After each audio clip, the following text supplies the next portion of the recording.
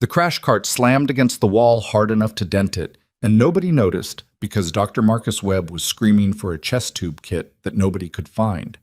The patient on the table was bleeding out from a stab wound that had nicked something it shouldn't have, and Webb's hands were shaking even though he wouldn't admit it. In the corner, arms folded, stood the woman he'd ordered out of 3 trauma rooms in the past 6 months. She watched the chaos with the flat, unreadable patience of someone who had seen far worse than a single bleeding man in a clean hospital under bright lights. "Somebody get Carter out of here," Webb barked, without even turning around. "I don't need an audience." Follow this story all the way to the end. Like and comment the city you're watching from, so I can see how far this story has traveled. Emily Carter didn't move right away. She'd learned a long time ago that the worst thing you could do in a room like this was react too fast, because reacting too fast told people you were rattled, and rattled people made mistakes. So she counted 2 full seconds, watched the monitor instead of the doctor, and only then did she step back toward the door, her sneakers silent against the tile. "You heard him," said Nurse Patty Hollis, not unkindly, just tired. "Go restock supply room 4. We've got this."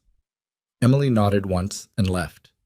She didn't look back at the monitor that had just dipped from 94 to 88, because looking back wouldn't change what was happening in there, and she'd long ago stopped torturing herself over things she couldn't control. Out in the hallway, the fluorescent lights buzzed the same dull hum they always did at Ravenwood Medical Center, a sound she'd grown so used to over the past 14 months that she barely registered it anymore. What she did register was the cold. Ashford, Montana, in late October meant the heating system worked overtime and still lost the fight against the wind that came down off the mountains, and even inside, even in scrubs, you could feel it creeping through the windows. She was 31 years old, 5'6", with the kind of build that didn't look like much until you saw her lift a 200-pound patient off a gurney without breaking a sweat. Her hair was dark blonde, always pulled back into a tight bun that never had a single strand loose, because loose hair got in the way, and getting in the way got people killed. Nobody at Ravenwood knew that about her.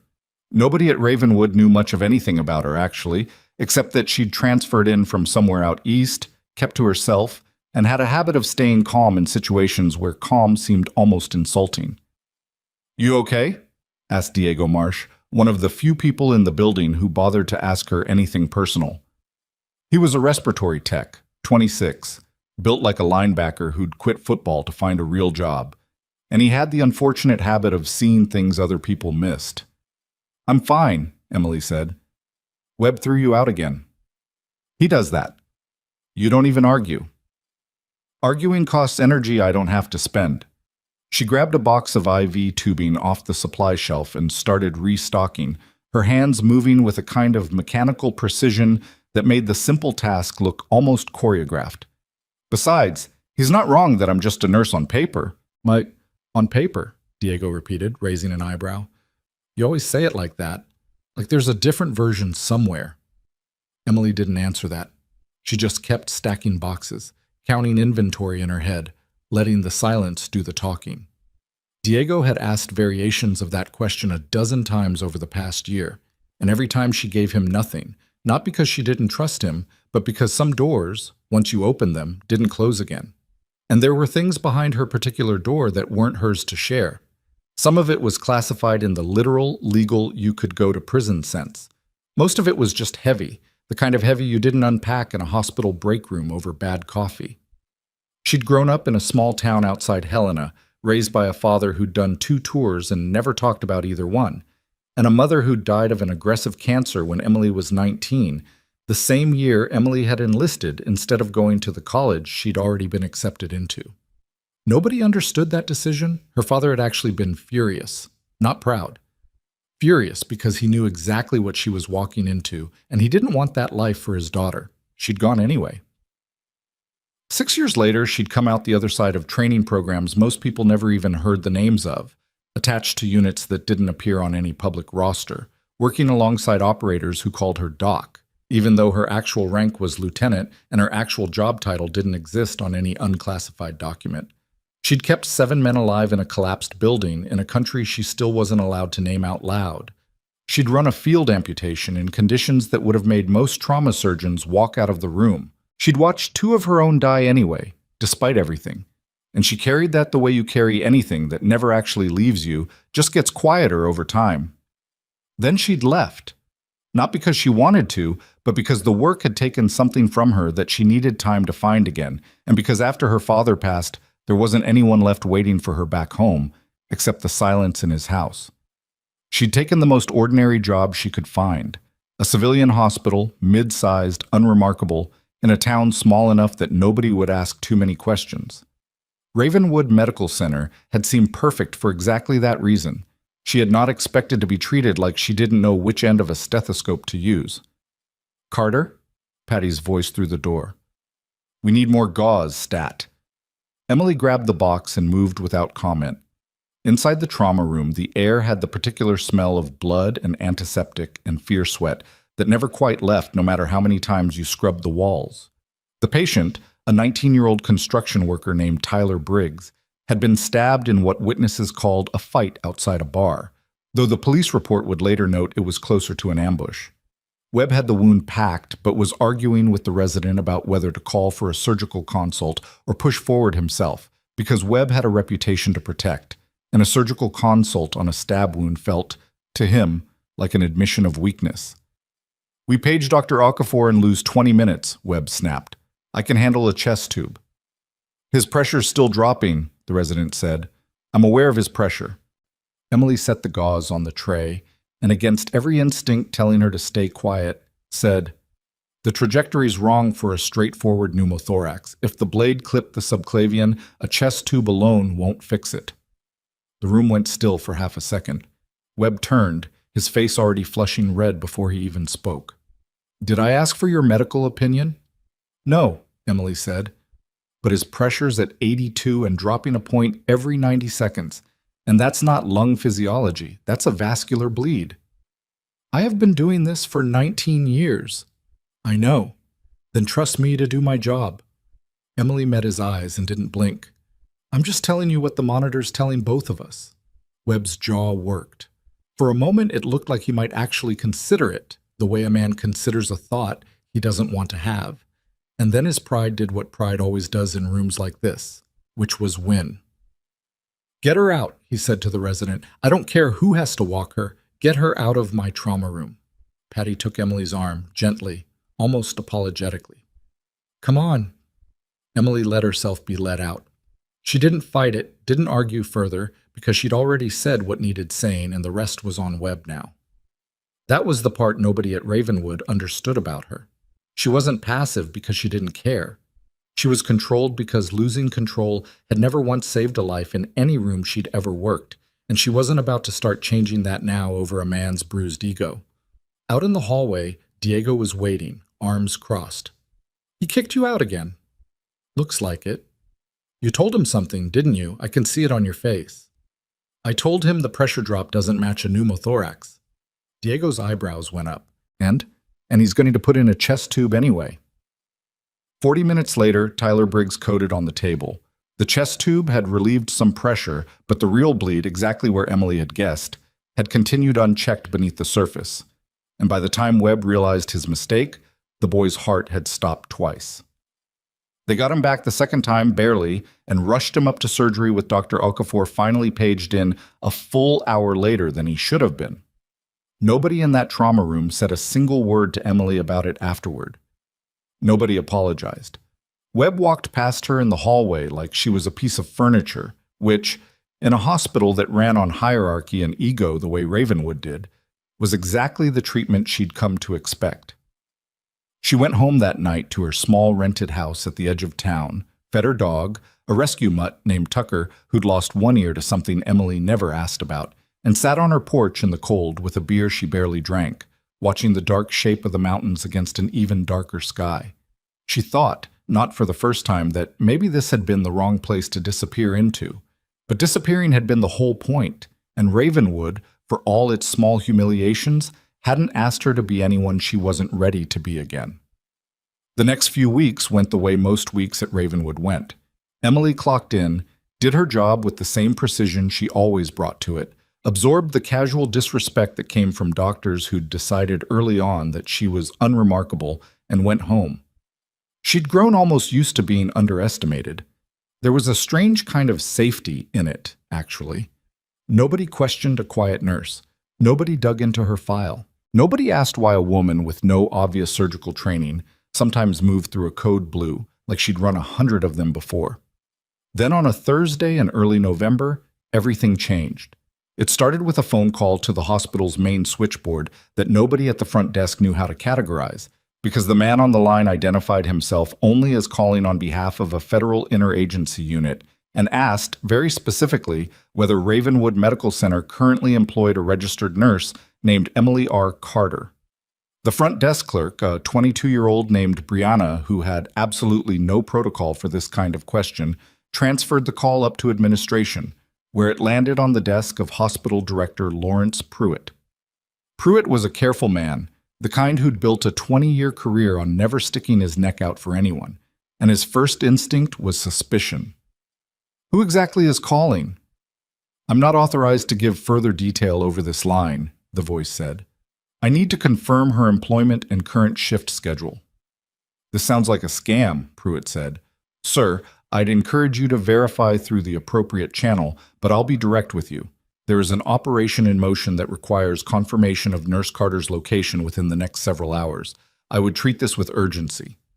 Pruitt hung up more confused than convinced, filed it as a prank or a mistake, and went back to his coffee. He did not call Emily. He did not mention it to anyone. It was, in his mind, somebody's idea of a bad joke, and he had budget meetings to prepare for. He had no idea how wrong he was. That same morning, 200 miles east, a convoy of unmarked vehicles, 4 black SUVs with government plates that didn't match any agency a casual observer would recognize, pulled out of a regional airbase and began moving west on a private mission directive that had been authorized at a level most people in Ashford, Montana, would never even know existed. Inside the lead vehicle, a man named General Walter Hale sat with a folder on his lap that he hadn't opened in nearly 4 years. On the cover, beneath a redacted classification stamp, was a single name, Carter, ER, Lieutenant. Beside him, a younger officer, Major Renata Cruz, scrolled through a casualty report on a secure tablet, her face tightening with every line she read. "Sir, command wants confirmation before we land. They're asking if we're certain she's still active in a clinical setting." "She's a nurse in Montana," Hale said. "According to the file, she's been there over a year." "And if she's not willing?" Hale closed the folder. "Then we ask. We don't order. She's a civilian now. With respect, sir, after what she did for Falcon Team, I don't think she's ever really been a civilian." Hale didn't answer that because he didn't disagree, and there wasn't much point arguing with the truth. Back at Ravenwood, Emily's shift had started like any other. She'd clocked in at 6, taken handoff from the night nurse, and started her rounds, completely unaware that somewhere over the state line, a transport plane carrying 6 critically wounded operators from a classified extraction gone wrong was already in the air, redirected at the last minute from a military facility 3 hours away that had just suffered a generator failure during an ice storm. The nearest functioning Level 2 trauma center with available capacity, according to emergency rerouting protocols, was Ravenwood. Nobody at Ravenwood knew that yet. They were about to find out in the worst way possible. "Carter, can you check on bed 6? Patty called from the nurse's station, sounding more harried than usual. "Mrs. Albertson's family is asking about discharge again." "On it." Emily had just finished updating Mrs. Albertson's paperwork when the overhead intercom crackled to life with a tone she'd never once heard used at Ravenwood in 14 months. "Mass casualty incident inbound. All available trauma staff to the emergency department immediately. Repeat, mass casualty incident inbound." The hospital, in the space of about 90 seconds, transformed from its usual mid-morning hum into something close to organized panic. Doctors who'd been on coffee break came sprinting down hallways, still chewing. Nurses abandoned charting mid-sentence. Patty grabbed Emily's arm as they both moved toward the ED. 6 incoming, all critical, that's all dispatch gave us. Some kind of military transfer, generator failure at the base hospital. They're rerouting here. Emily felt something cold settle in her chest, the particular feeling of recognizing a shape before you can name it. "Military transfer," she repeated. "So that's what they said." "From where?" "They didn't say. Why does it matter?" "It might not," Emily said, but her pulse had already started climbing, because there were only so many reasons a military transport would be rerouted to a civilian Level 2 hospital in rural Montana on zero notice, and none of those reasons were good. The ambulance bay doors blew open 11 minutes later, and the first thing Emily saw was a stretcher carrying a man whose tactical vest had been cut away to reveal a chest wound that no amount of field dressing had been able to fully control. Behind him came a second, a third, men in various states of ruin, soaked through with blood and ice melt, faces gray under the harsh ambulance bay lighting. The paramedics were shouting handoff information that nobody in the hospital had context for, words like secondary device and compromised extraction that made the ED physician's eyes go wide with confusion they didn't have time to process. Webb was already barking orders, trying to triage 6 critical patients with a staff that had never handled blast and gunshot trauma at this volume, not even close. "I need 2 on this one. Somebody get Okafor on the phone. Where the hell is our second surgeon?" Emily moved before her brain finished catching up to her body. She'd seen this exact chaos before, this exact flavor of controlled disaster, just never inside a building with carpet in the waiting room and a coffee machine in the break room.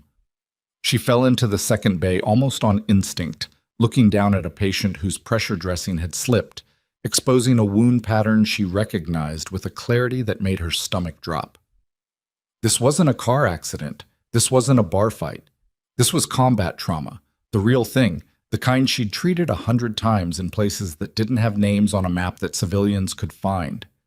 "Hold pressure here," she said to the nearest tech, her voice suddenly different, lower, steadier, carrying an authority that made the tech obey without question, even though Emily had never once spoken to him before. "Right here. Don't let up no matter what the monitor says." "Carter, this isn't your bay," Webb shouted from across the room, not even looking at her, just reflexively repeating the only line he ever seemed to have for her. Emily ignored him completely, for the first time in 14 months, because the man in front of her had a wound she'd seen before in places far worse than this, and there wasn't time left to care about hospital hierarchy. "Give me a chest seal now," she said. "Not gauze. An actual occlusive seal. Second drawer, left side." The tech blinked. "How do you know where—" "Because I've done this before. Move." Across the room, one of the wounded men, barely conscious, lifted his head off the gurney at the sound of her voice. His face was streaked with blood and soot, his eyes barely focusing, but something in him recognized the cadence of the orders she was giving, the exact phrasing, the exact tone, words he hadn't heard in this specific arrangement in almost 3 years. "Doc," he rasped, so quietly almost nobody heard it over the noise. "Is that... Doc? Is that you?" Emily's head snapped up. For one full second, the entire trauma bay seemed to go silent around her, the monitors and the shouting and the squeal of gurney wheels all falling away into background noise, because she knew that voice. She knew it from a collapsed building 2 countries away, from a night she'd spent keeping 7 men breathing with her own 2 hands while the world fell down around them in pieces. "Reyes," she whispered. Before she could move toward him, before anyone in that room could process what had just happened, the ambulance bay doors blew open again, this time not for a patient, but for something the staff of Ravenwood Medical Center had never seen walk through their doors in the history of the hospital. 6 armed personnel in tactical gear, moving with the kind of precision that made every civilian in the room freeze mid-motion, fanned out through the entrance. Behind them walked a man in a military dress uniform with stars on his shoulder that nobody in that building had the rank training to fully recognize. But everybody understood, instinctively, that this was someone whose presence changed the entire shape of the room. "I need everyone to stay exactly where they are," one of the tactical officers said, voice flat and absolute. "This is now a federal medical priority site." Webb, red-faced and furious at being interrupted mid-triage, rounded on the man, all bluster and no understanding of what he was actually standing in front of. "This is my emergency department, and I don't care what badge you're carrying. I have 6 critical patients, and—" "Sir," the officer said, not raising his voice, "step back." The general moved past the soldiers, scanning the trauma bay with the calm, sweeping precision of a man who'd walked into 100 disasters before this one. until his eyes landed on a woman in pale blue scrubs standing over a wounded operator with her gloved hands soaked in blood, giving orders in a voice that hadn't changed one bit in 3 years. General Walter Hales stopped walking. He stood completely still in the middle of the chaos, and then, slowly, deliberately, in front of every doctor, nurse, and tech in that emergency department, he raised his hand in a full, formal salute. "Lieutenant Carter," he said, his voice carrying clean across the sudden, stunned silence of the room. "It's been a long time." Every single person in that trauma bay turned to look at Emily. Webb's mouth opened, then closed, then opened again, no sound coming out. Patty's hand had frozen mid-air, still holding a roll of tape she'd forgotten she was carrying. The resident who'd argued with Webb 3 weeks earlier about a chest tube stood there with his jaw slack, staring at the woman he'd watched get thrown out of trauma rooms for a year, now standing in the center of the worst mass casualty event Ravenwood had ever seen, with a 4-star general saluting her like she was the only person in the building who mattered. Emily looked down at her bloodied gloves, then back up at the general, and for the first time in 14 months, something in her posture shifted. Not bigger, not louder, just settled, the way a person settles when a weight they've been quietly carrying finally has somewhere to go. "With respect, sir," she said, her voice steady even as the entire room held its breath around her. "I've got a patient bleeding out in front of me. Can we do this after?" General Hale's hand came down from the salute, and something in his expression shifted into pure operational focus, the look of a man who understood that protocol could wait, but a dying soldier could not. "Go," he said simply. "We'll talk when he's stable." Emily was already moving, already back inside the bubble of concentration that had nothing to do with the room full of staring strangers, and everything to do with the man underneath her hands. "Talk to me, Reyes," she said, voice low, calm, cutting through the noise like it had a frequency all its own. "Stay with me." Marcus Reyes' eyes fluttered, fighting to focus on her face. "Knew it was you," he muttered. "Heard the voice. Knew it. Don't talk. Save it." She glanced at the tech still holding pressure, sweat beading on his forehead. "What's his pressure?" 76/40, dropping. "Get me 2 units type O now, and somebody page whoever's running anesthesia in this building." She didn't look up to see who obeyed. She simply trusted, the way she'd trusted dozens of operators in dozens of impossible rooms, that the order would be carried out because the tone of her voice left no room for hesitation. Behind her, Webb stood frozen, his earlier fury draining into something closer to disbelief, watching a woman he'd dismissed for over a year work with a fluency that made his own training look amateurish by comparison. "Dr. Webb." Major Cruz had appeared at his elbow, tablet in hand, voice clipped. "We need your second OR prepped. 2 of these patients require immediate surgical intervention, and your hospital is now operating under federal medical priority protocol, which means Lieutenant Carter has clinical authority on these 6 patients specifically. You're welcome to assist. You're not welcome to override her." "I run this department," Webb said, but the words came out thinner than he meant them to. "Not today, you don't," Cruz said, and walked away to relay instructions to her own team before he could formulate a response. Across the bay, Emily had moved to the next critical, a soldier with a leg wound that had been packed in the field but was now soaking through a second layer of gauze, blood pooling onto the gurney in a way that told her the packing had shifted during transport. "Tourniquet's high enough, but it's loosened," she said to the paramedic who'd ridden in with him. "When did you last check it?" 6 minutes ago it was holding. It's not holding now." She tightened it herself, hands moving with the brutal efficiency of someone who'd done this exact motion in the dark, under fire, more times than she'd ever bothered to count. The soldier groaned, eyes rolling, and she leaned down close to his ear. "I know it hurts. I need you to stay with me anyway." "What's your name?" "Danny," he managed. "Danny Okafor. No relation to your doc, before you ask." Despite everything, despite the blood and the noise and the impossible weight of the last 90 seconds, something almost like a laugh escaped her. "Good to know, Danny. Hang on to that sense of humor. You're going to need it." She straightened, scanning the room with the kind of triage instinct that came from years of practice, prioritizing not by who was loudest, but by who had the least time. Her eyes landed on a third patient near the far wall, a woman in tactical gear whose face was barely visible beneath a layer of dried blood, lying so still that for a horrible second Emily thought she'd already lost her. Then she saw the slow rise and fall of the woman's chest and moved toward her instead, stepping around a tech who didn't get out of her way fast enough. "Who's working this one?" Emily asked. "Nobody yet. We're still—" "That's not acceptable." Emily crouched beside the gurney, checking pupils, checking pulse, her hands quick and certain. Pupils unequal. She's got a head injury on top of whatever else is going on. I need a CT the second she's stable enough to move, and somebody needs to be bagging her properly. Her SATs are in the 70s.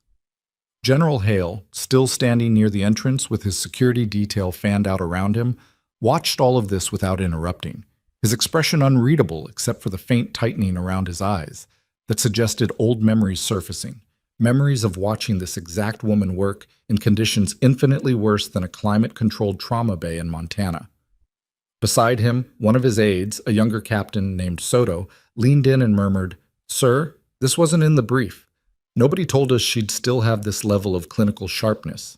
We expected a desk nurse." "That's because nobody who wrote that brief ever served with her," Hale said quietly. "Watch and learn, Captain." 40 minutes into the chaos, the hospital had organized itself into something resembling order, mostly because Emily had, without anyone formally appointing her, become the de facto coordinator of the entire mass casualty response. She moved between bays with a fluid, almost choreographed rhythm, calling out orders that the staff, despite their confusion and residual resentment, found themselves obeying without hesitation, because every single command she gave turned out to be correct. And correctness, in an emergency department, earned trust faster than any badge or title ever could. Dr. Okafor, the surgeon who should have been paged an hour earlier on Tyler Briggs's case weeks before, arrived breathless from the parking lot, and within 30 seconds of walking through the doors, found himself being briefed not by Webb, not by hospital administration, but by Emily, who rattled off vitals, wound patterns, and surgical priorities with a clinical fluency that made him stop mid-stride. "You're the trauma nurse," he said. "Carter, right?" "Yes. Reyes needs you first. Chest wound, probable subclavian involvement. I've got pressure controlled, but he needs an OR in the next 10 minutes or we lose the window." Okafor's eyebrows rose slightly. "Subclavian, you're sure?" "I've seen this wound before, Doctor. I'm sure." He didn't argue, because something in her certainty cut through the usual hospital instinct to second-guess a nurse's read on a surgical case. He moved toward Reyes's bay without another word, and Emily allowed herself exactly 1 second of relief before turning to the next problem in a room that had no shortage of them. That problem arrived in the shape of Lawrence Pruitt, the hospital director, who came storming through the double doors with the particular panic of a man who had just realized the prank phone call from that morning had, in fact, been very real, and that he had ignored a federal warning with consequences now unfolding in his own emergency department. His eyes swept the room, taking in the armed personnel, the general in dress uniform, the 6 critical patients, and the absolute absence of his own authority in any part of the unfolding scene. "What in God's name is happening in my hospital?" he demanded, though he caught himself immediately, glancing nervously at the soldiers near the door as if expecting to be corrected for the outburst. "Mr. Pruitt, I presume," General Hale said, turning toward him with the calm of a man who had delivered far worse news to far more powerful people. "I called your switchboard this morning. You may recall the conversation, or the lack of one." Pruitt's face went pale. "That was you?" "That was my office. I'd asked your staff to confirm Nurse Carter's schedule as a courtesy. Given the sensitivity of the operation, we anticipated might require her assistance. Apparently the message didn't make it past your desk." There was no way to verify the legitimacy of that call, sir. You have to understand the position I was in." "I understand it perfectly," Hale said, voice not unkind but absolute. "You had a warning and you dismissed it. Fortunately, Lieutenant Carter didn't need your permission to do her job. She never has." Pruitt's eyes flicked toward Emily, who was currently elbow-deep in repositioning a chest seal on a different patient entirely, utterly unbothered by the conversation happening 20 feet away about her own competence. Something in his expression shifted from confusion into a kind of dawning, sick realization, the The recognition that the woman his staff had spent over a year treating as an afterthought was, in fact, the single most qualified person in the building. "Lieutenant?" he repeated quietly, almost to himself. "She's not just a nurse." "No," Hale said. "She never was." The next hour blurred into a continuous stream of decisions, each one smaller than the last, but no less critical. The kind of grinding, unglamorous work that didn't make for dramatic moments, but was the actual substance of saving lives. Emily coordinated the movement of the unconscious woman, whose name turned out to be Specialist Renee Vasquez, up to imaging, walked Okafor's surgical team through field notes on Reyes's wound trajectory that the paramedics hadn't had time to fully document, and personally redressed Danny Okafor's leg wound twice when the first attempt didn't hold under the pressure of his restless movement. It was during this stretch that Webb, having retreated to the relative safety of the nurses' station, found himself cornered by Patty, who'd apparently decided that 14 months of watching her colleague get treated like furniture had earned her the right to say something. "You knew," Patty said, not bothering to keep her voice down. "Some part of you had to know there was more to her than what she let on. Nobody moves like that without training nobody around here has." "I didn't know anything," Webb snapped. "How was I supposed to know she was some kind of secret military, whatever she is?" "Maybe you could have asked. Maybe instead of throwing her out of every room she tried to help in, you could have wondered why she was so calm under pressure that didn't even faze the residents. This isn't the time, Patty." "No," Patty agreed, glancing toward the trauma bay where Emily was currently the only steady point in a room full of barely controlled crisis. "It's about a year too late for the time, but it's happening now, whether you like it or not." Webb didn't respond. He turned away and busied himself with a chart that didn't need updating, because there wasn't a single thing he could say that would make the last hour or the last 14 months look any better. By the time the first wave of immediate crises had stabilized, 3 hours had passed. 3 hours that felt, to everyone involved, like they'd lasted considerably longer. Reyes was out of surgery and resting in recovery, his prognosis cautiously optimistic, according to Okafor, who'd repeated twice in the hallway that the nurse's pre-surgical assessment had been more precise than some of the imaging reports he'd seen from actual radiologists. Vasquez had been stabilized enough for transfer to a regional facility with neurosurgical capacity, a decision Emily had pushed for hard against some initial hospital resistance, because she'd recognized signs of intracranial pressure building that the on-call physician hadn't caught on first read.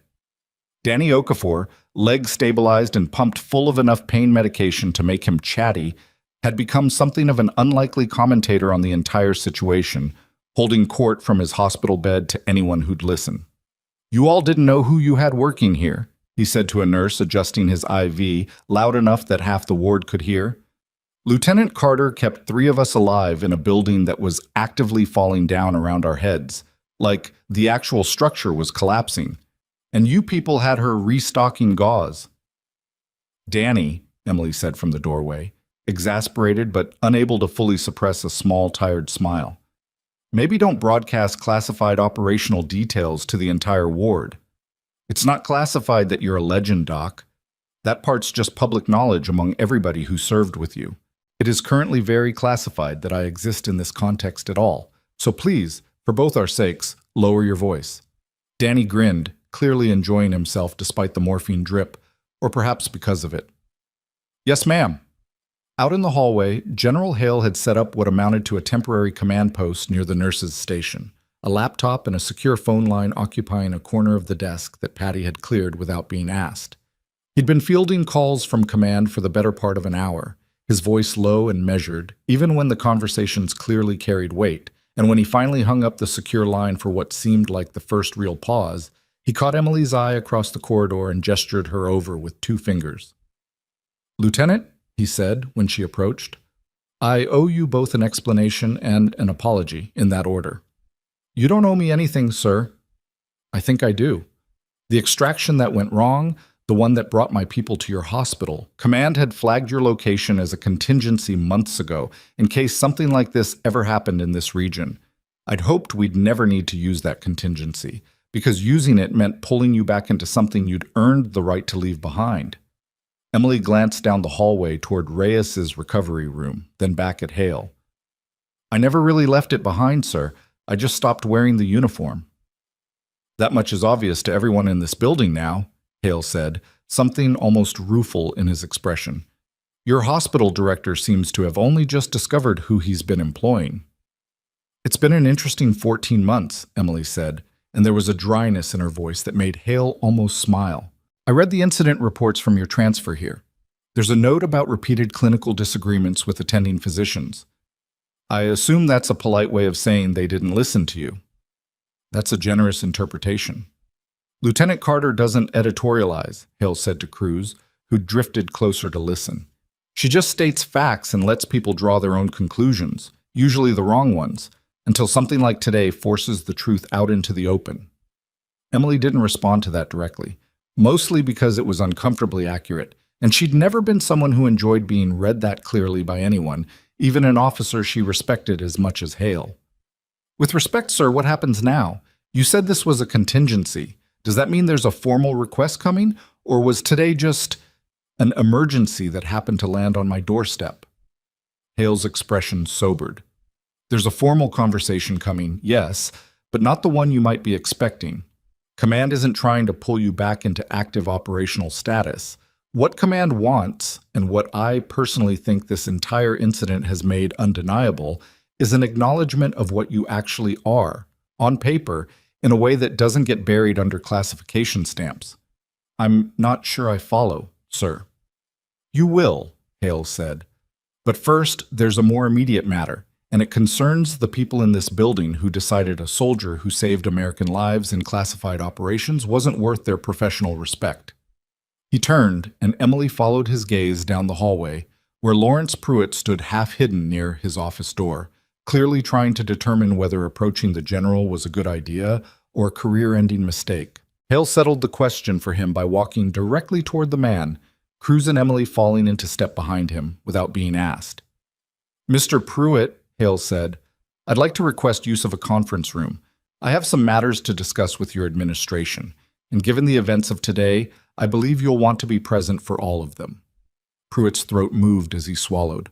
Of course, General, right this way. The conference room at Ravenwood Medical Center was the kind of space designed for budget meetings and HR sessions, beige walls and a long table that had seen better decades, utterly unprepared for the gravity of what was about to unfold inside it. Pruitt gathered, with visible reluctance, the people Hale specifically requested. Webb, the resident who'd argued with him weeks earlier, Patty, as charge nurse, and the hospital's head of human resources, a woman named Sandra Klein, who looked like she'd rather be anywhere else on Earth.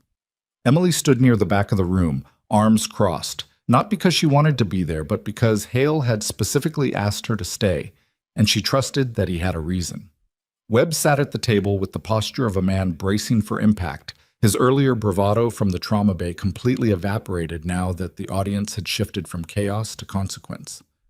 I'll keep this direct, Hale began, standing rather than sitting, his presence filling the small room in a way that made everyone else seem smaller by comparison. Today, this hospital receives 6 critically wounded service members from an operation that does not officially exist in any public record and will not for the foreseeable future. The medical response your department provided, with one notable exception, met an acceptable standard. Thank you, General, Pruitt said quickly, sensing an opening for damage control. We take great pride in... I wasn't finished, Hale said, and Pruitt's mouth closed immediately. The exception is Dr. Webb. Webb's head snapped up. General, with respect, I performed under significant pressure today, and my surgical team... I'm not referring to today specifically, Doctor, though we'll get to today in a moment. I'm referring to a pattern that predates today by, I understand, the better part of a year. Hale's eyes moved to Emily for half a second, a silent question, and she gave the smallest nod, permission granted, before he continued. Lieutenant Carter served under classified status as a combat medic attached to special operations units for 6 years. During that time, she performed procedures in field conditions that most trauma surgeons in this country will never be required to perform in their entire careers. She kept operators alive through injuries that should have been fatal, in environments with none of the resources or sterility this hospital takes for granted. I've read the after-action reports. I've spoken to the men she treated. I am, without exaggeration, one of the most informed people alive regarding the scope of her capability. The room had gone completely silent. The resident, sitting closest to Webb, had stopped breathing entirely, his eyes wide. What I have learned today, from speaking with my own personnel, and from observing the records this hospital generated over the past year, Hale continued, is that this woman repeatedly identified critical clinical concerns that were dismissed, ignored, or actively overruled by Dr. Webb specifically, and that at least one of those dismissals contributed directly to a preventable cardiac arrest in a patient 3 weeks ago. That's, Webb started, then stopped, because there was nothing he could say that wouldn't sound like exactly what it was. Tyler Briggs, Patty said quietly from her seat, the first thing she'd said since entering the room. 19 years old, Carter told him the trajectory didn't match a pneumothorax, told him to call surgical. He put in a chest tube instead, and the kid coded twice. Webb's face had gone the color of old paper. The boy survived. He survived because Okafor got there in time, after an hour delay that should never have happened, Hale said. Doctor, I'm not a physician, and I have no authority over your medical license. That is entirely a matter for this hospital and your state licensing board to address. And address it they will, because I intend to ensure that today's incident report includes a thorough account of the pattern Nurse Carter has endured under your supervision, supported by witness statements from your own staff. Sandra Klein, the HR director, had gone very still, already calculating, Emily could tell, the legal exposure this represented for the hospital if even half of what was being described turned out to be documented anywhere. This is, Webb's voice cracked slightly, the first real crack in over a year of armor. This is a witch hunt. I made a clinical judgment call.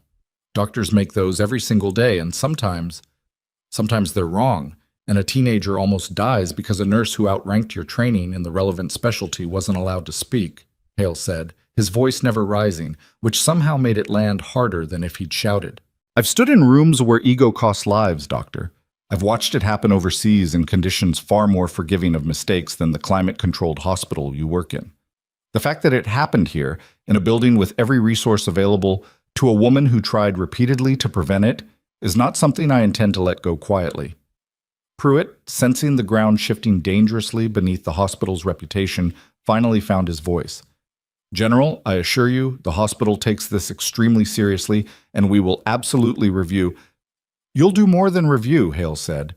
You'll formally reinstate Lieutenant Carter's clinical input as authoritative on any case involving combat pattern trauma, effective immediately, and you'll initiate a full investigation into the Briggs incident with full cooperation from federal liaison officers I intend to leave behind for exactly that purpose. Additionally, given what occurred today, I'll be recommending Ravenwood for consideration as a regional military trauma liaison site, contingent on this investigation concluding appropriately. Pruitt blinked rapidly. A liaison site, that would mean funding, training resources, and prestige your hospital currently does not have, yes, Hale said. It would also mean a level of federal scrutiny your administration has clearly not yet experienced, given how poorly it handled a phone call this morning warning you of exactly this scenario. The silence that followed had a different quality than the silence before it, the room collectively recalibrating around a future none of them had anticipated walking into that morning. Webb sat frozen, staring at the table, while the resident beside him had inched his chair almost imperceptibly away, as if proximity to Webb's failure might somehow become contagious. I'd like a moment to speak with Lieutenant Carter privately, Hale said, signaling the end of the discussion with the finality of a man used to ending meetings on his own terms. The rest of you can begin whatever paperwork this situation requires. I imagine there's quite a lot of it. The room emptied with the particular shuffling silence of people desperate to be somewhere else. Webb was the last to leave, pausing at the door for a moment as if he might say something to Emily, some attempt at acknowledgement or apology, but in the end he simply walked out without a word, and Emily found she didn't feel triumphant watching him go, just tired, in the specific way that came from carrying something heavy for a very long time and finally being allowed to set part of it down. When the room had cleared, Hale turned to her, his formal bearing softening slightly into something more personal. I know that wasn't easy to sit through. It wasn't comfortable, Emily admitted, but it wasn't wrong either. No, Hale agreed. It wasn't. He paused, studying her for a moment with the kind of attention that made it clear he was about to say something that mattered. I have to ask you something, Lieutenant, and I want you to actually consider it rather than answering reflexively, because I know your instinct is going to be to say no. Emily felt something in her chest tighten, a familiar wariness. Ask, sir. Command wants to formalize a program built around exactly what happened in that trauma bay today. Battlefield medicine training for civilian trauma staff, taught by someone with actual operational experience instead of a textbook. We've wanted something like this for years and never had the right person to anchor it. You'd remain a civilian. No redeployment, no classified operations, none of what you left behind. Just teaching, here, at this hospital, with federal backing and full acknowledgement of your service record, unclassified where it can legally be unclassified. Emily was quiet for a long moment, processing the offer against 14 months of being treated as invisible. Against 6 years of a service record nobody outside a small circle was ever supposed to know about. Against the particular ache of being good at something and being forbidden, by law and by circumstance, from anyone ever knowing it. You're asking if I want to stop hiding, she said finally. I'm asking if you're ready to, Hale said. There's a difference. Nobody's making this decision for you, not after everything you've already given. But I watched you work today, Lieutenant, and I watched a room full of people who underestimated you completely change their understanding of who you are in the span of about 90 minutes. That kind of shift doesn't happen by accident. It happens because the truth, eventually, finds a way out.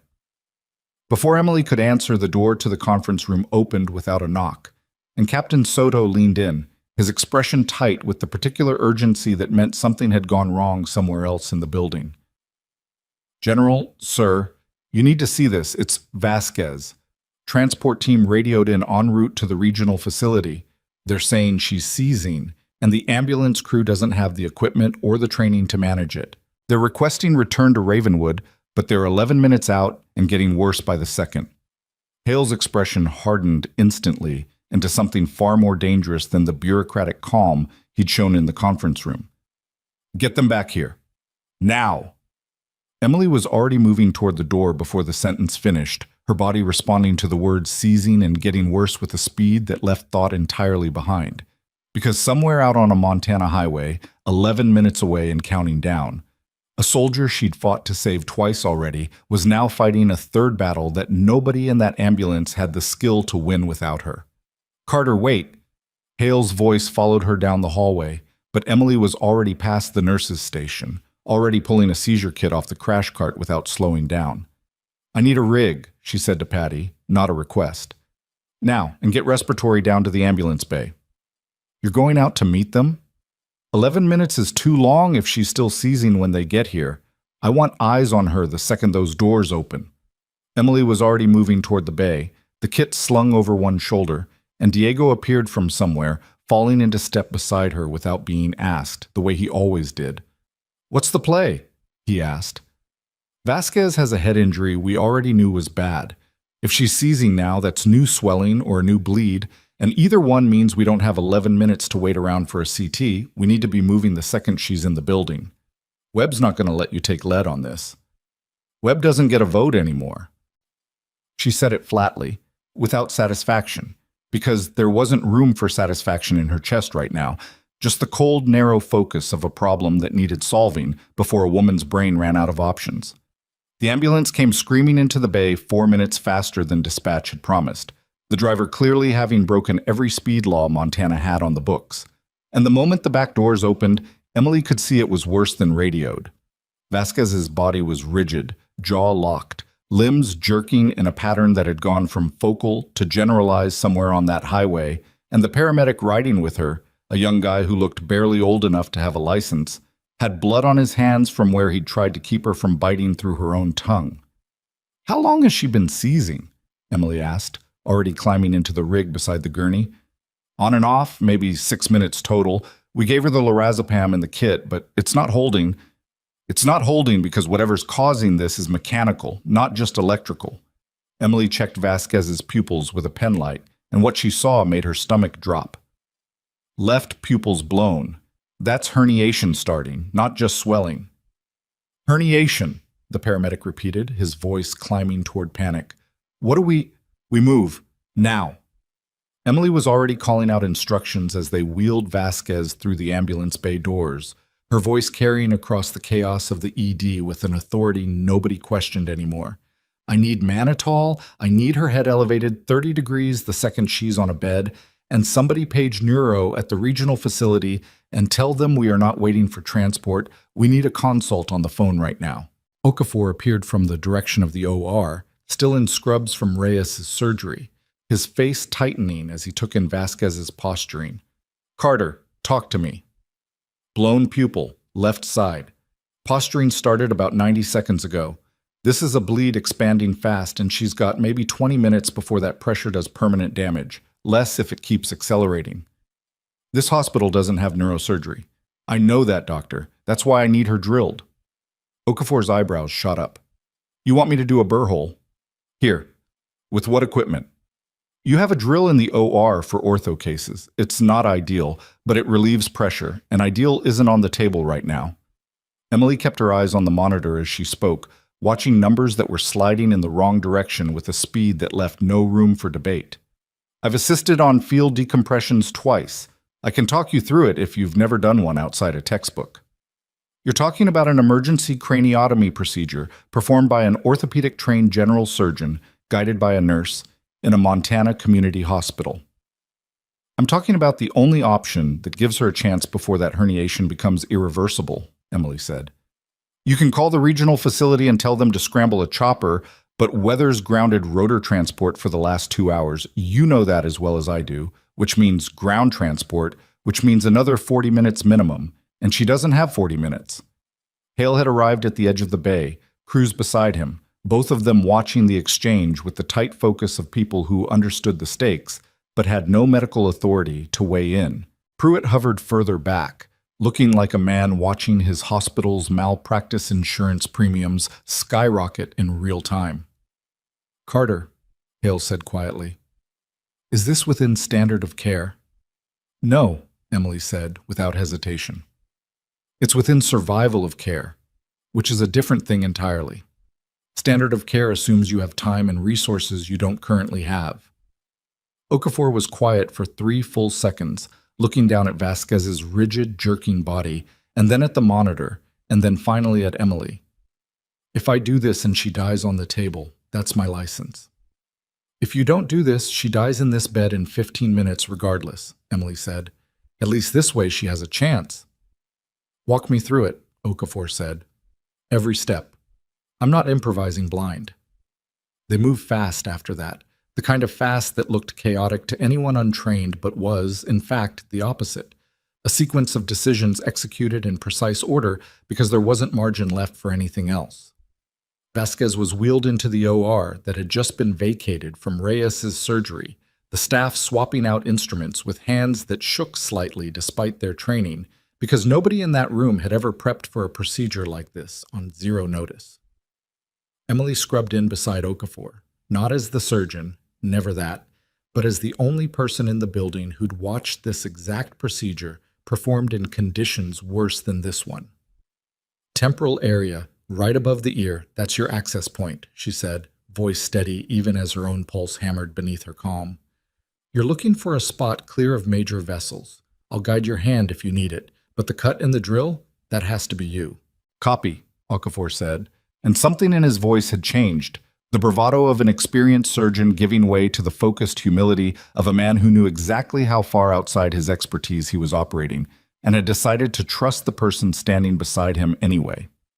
The anesthesiologist, a quiet older man named Dr. Felix Marrow, who'd said almost nothing throughout the entire mass casualty event, looked up from his monitors.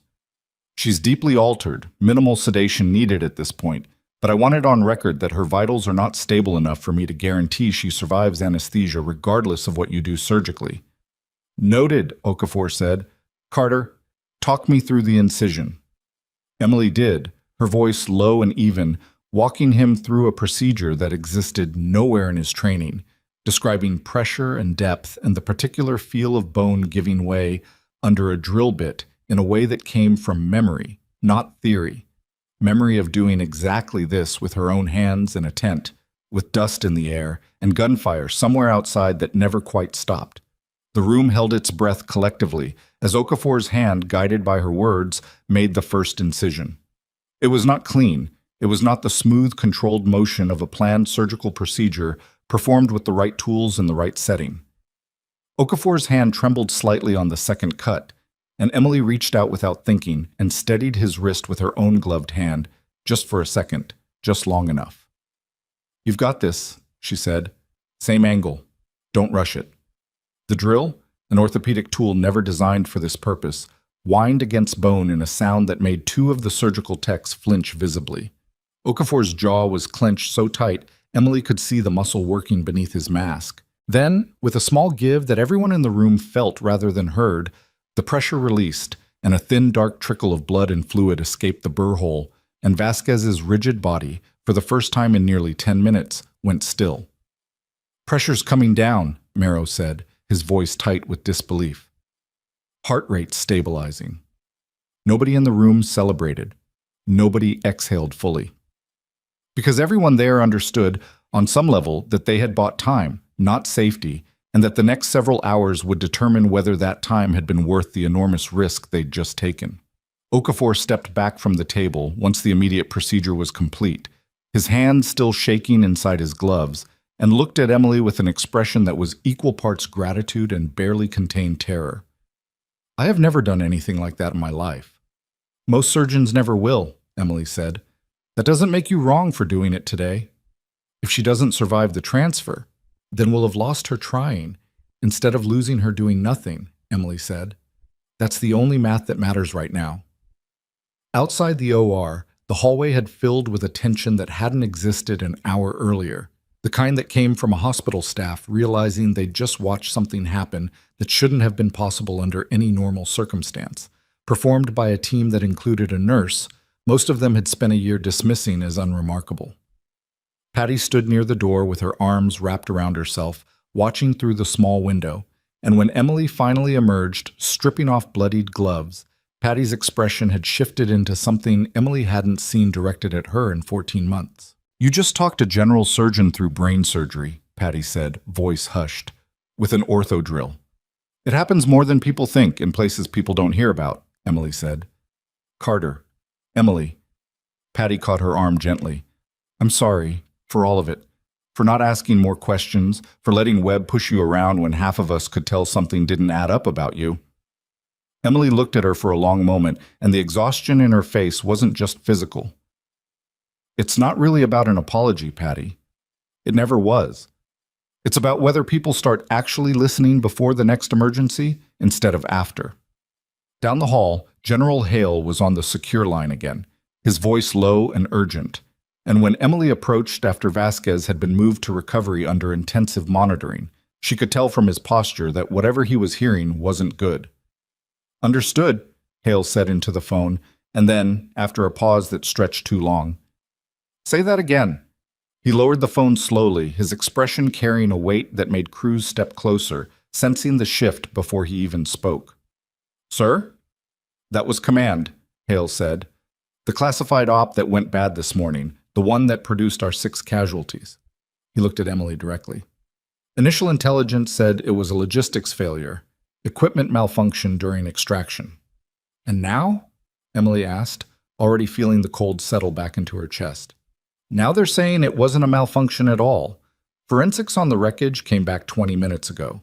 There was a secondary device, planted, detonated on a delay, specifically timed to catch the extraction team during the most vulnerable phase of the operation." Hale's jaw tightened. Somebody knew exactly where and when that extraction would happen, which means somebody on the inside fed that information out. "You're saying this wasn't an accident," Emily said slowly. "You're saying somebody set up 6 of your people to die." "I'm saying command believes there's a leak," Hale said, "and given how this operation was compartmentalized, the list of people who had access to that extraction window is small enough to be deeply uncomfortable." Cruz's face had gone pale. Sir, if there's a leak at that level and the patients are recovering here, then this hospital just became the single most valuable target connected to a federal security breach, Hale finished. And we have no idea yet who else might already know that these 6 survived, or where they ended up.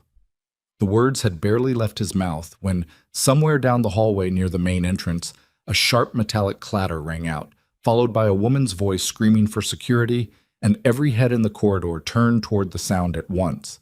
Hale's hand went to his sidearm before the sound had even finished echoing, and the security detail around him moved as one unit, fanning toward the entrance with a speed that scattered hospital staff like startled birds. Emily was already running, not toward safety, but toward the noise, because the scream had come from the direction of the front desk, and Brianna, the young clerk who'd taken that strange phone call that morning, was the only person stationed there. What they found wasn't an attacker. It was worse, in its own quiet way.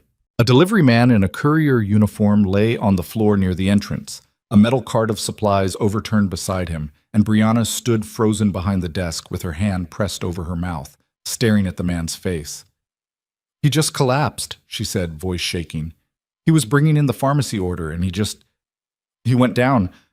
I didn't touch him. I swear I didn't. Diego was already there, 2 fingers against the man's throat. Pulse is there, but it's weak and irregular. Pupils are pinpoint. He looked up sharply at Emily. This isn't a fall.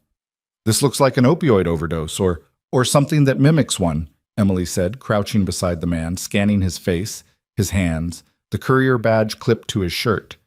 The badge read Regional Med Supply, a company she didn't recognize, which meant nothing on its own, except that Ravenwood's actual pharmacy contractor was a company called Highline Distribution, a detail she happened to know because she'd signed for shipments herself more than once. That's not our supplier, she said quietly, almost to herself. Hale had crouched on the man's other side, his expression hardening into something focused and grim. Cruz, get this man's prints run the second EMS clears him for transport, and get eyes on whatever's in that cart, now, before anyone else touches it.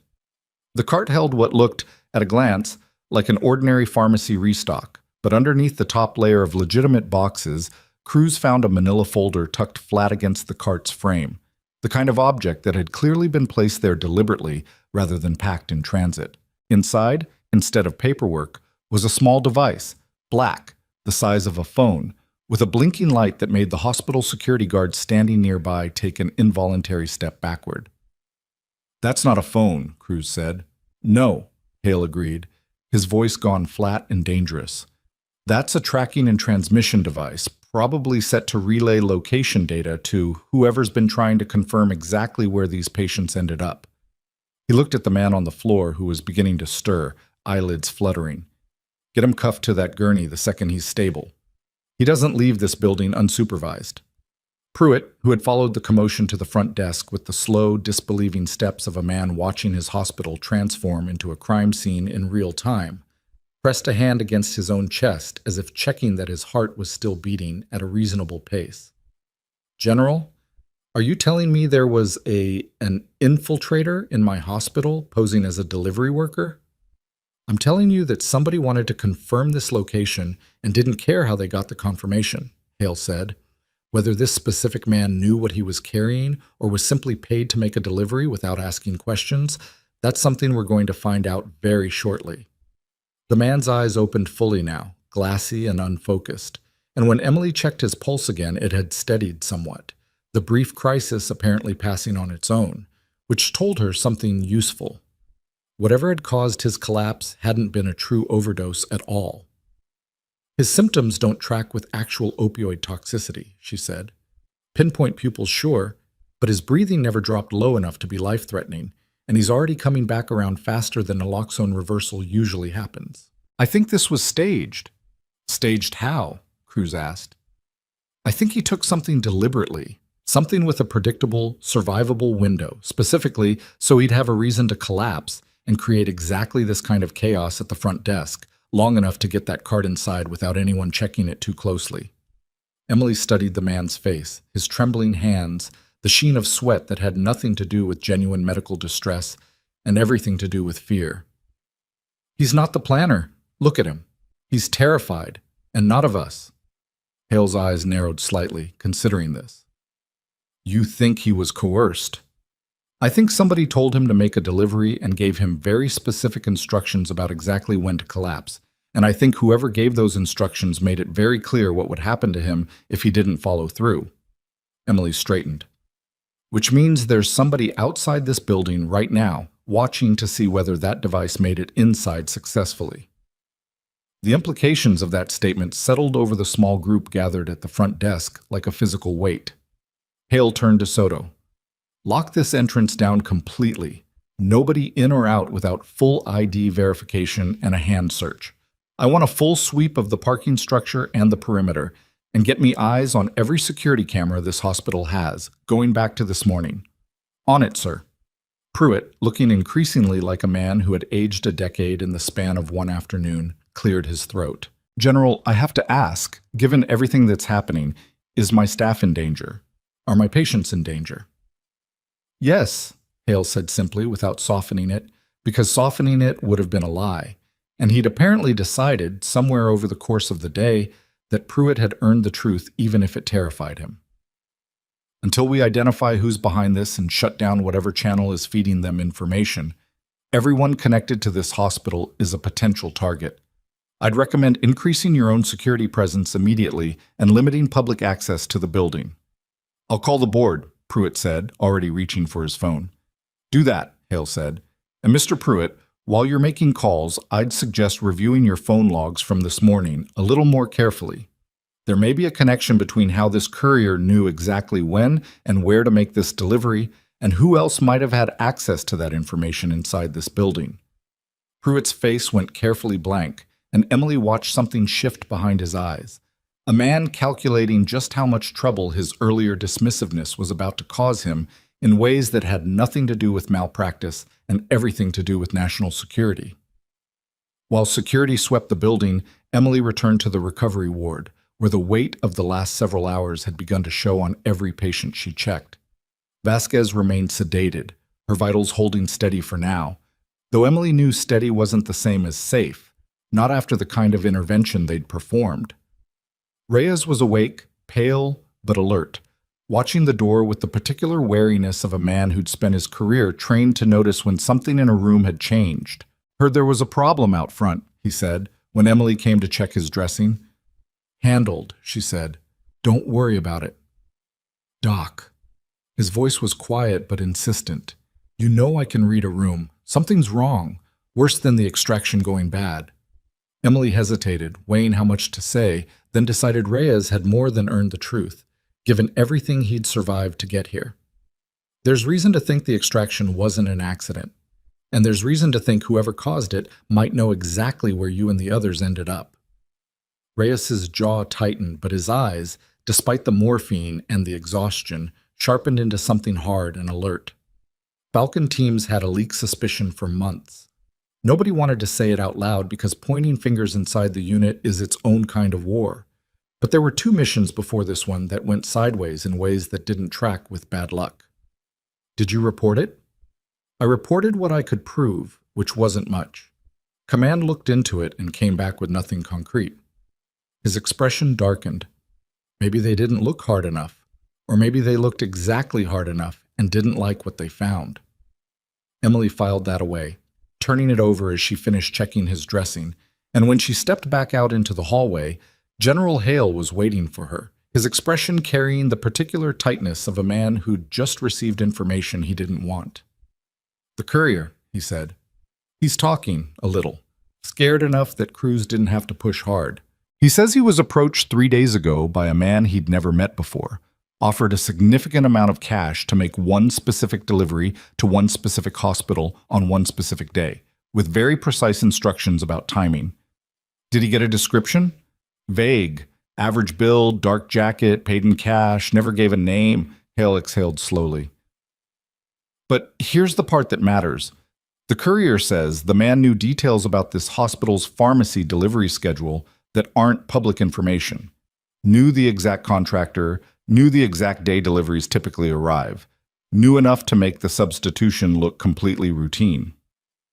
That's not the kind of information you get from watching a building from the outside, Emily said. No, Hale agreed. That's the kind of information that comes from someone with actual access to hospital administrative records, or someone who has a contact with that access. The implication hung between them, heavy and specific, and Emily felt the same cold recognition she'd felt earlier looking at the courier's badge, except now it had a direction, a place to land. Sir, when Pruitt got that warning call this morning, who did he tell? Hale's eyes met hers, and she could see he'd already arrived at the same question. That's exactly what I intend to ask him. They found Pruitt back in his office, phone pressed to his ear, mid-conversation with someone Emily assumed was a board member given the tone of barely controlled panic in his voice. He ended the call quickly when Hale knocked on the open door, straightening in his chair with the posture of a man trying to project competence he no longer felt. General? Is there news? There's a question, Hale said, closing the door behind him, Emily following without being invited but also without being stopped. This morning, after my office called your switchboard, who did you discuss that call with? Pruitt blinked. Nobody, really. I dismissed it as a prank. I told you that. You didn't mention it to anyone? Not your administrative staff, not security, not the chief of medicine? I might have mentioned it in passing to... Pruitt's voice trailed off, his eyes widening slightly as he followed the implication to its destination on his own. You think someone here passed that information along, that someone inside my hospital is involved in this? I think it's worth asking who you spoke to, Hale said, his patience clearly thinning. Take your time. This matters. Pruitt's hands had begun trembling slightly, the controlled bureaucrat finally cracking under the weight of a situation that had spiraled entirely beyond his ability to manage it. I mentioned it to Dr. Webb, he said slowly.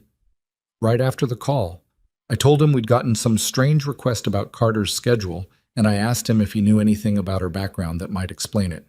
He said he didn't know anything. He seemed as confused as I was. The room went very still. Webb knew, Emily said quietly, before any of this happened.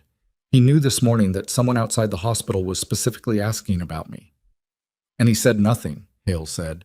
Not to security, not to me when I arrived, not to anyone, despite watching an entire mass casualty event unfold that directly involved the exact person he'd been asked about hours earlier.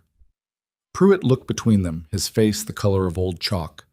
You think Webb is involved in this? In the leak? In whatever this is? I don't know yet, Hale said. But I intend to find out, and I'd suggest, Mr. Pruitt, that you not warn him this conversation happened. They found Webb 20 minutes later in the surgeon's lounge, sitting alone with a cup of coffee he hadn't touched, staring at nothing in particular with the hollow expression of a man whose entire professional identity had been dismantled in a single afternoon. He looked up when Hale entered, flanked by Cruz and two of the security detail, and something in his face shifted immediately from exhaustion into wariness. What now? He said, not quite a question. Dr. Webb, Hale said, I'd like to ask you about a phone call this morning, the one Mr. Pruitt received from my office regarding Nurse Carter's schedule. Webb's eyes flicked just briefly toward Emily standing near the door, and in that flick Emily saw something she recognized immediately. The particular look of a man calculating how much he could get away with denying. Pruitt mentioned something about a weird call. I don't know anything about it.